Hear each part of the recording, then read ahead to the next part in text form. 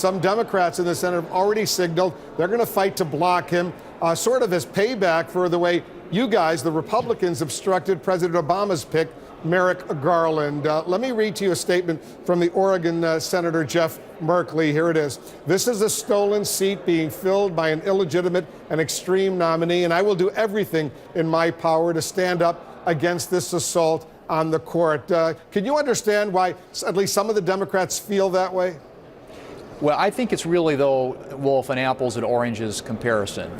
That was the middle of a presidential election year. People had already voted. We wanted the people to decide who the next nominee on the Supreme Court should be. We had that election. They elected President Trump. He's made the nomination. I think the more important parallel is to go back to the first term of President Clinton when he got Justices Breyer and Ginsburg without a filibuster, or the first term of President Obama when he got Justices Sotomayor and Kagan without a filibuster. That's the tradition in the Senate. This is the beginning of a full 4-year term of a president.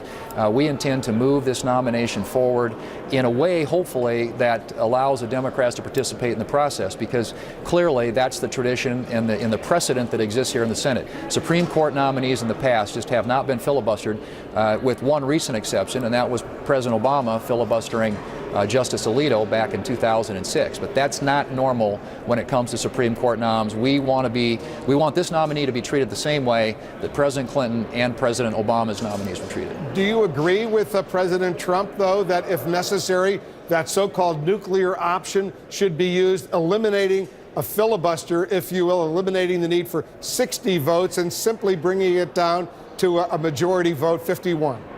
That's not my preference. My hope would be that we can do this with the cooperation of Democrats, eventually allow this nominee to get voted on in an up and down way, and preserve what I think is a long tradition in the Senate, with the exception, of course, the Democrats a few years ago changed the rules to allow lower court and appellate court nominees to be considered at 51 votes.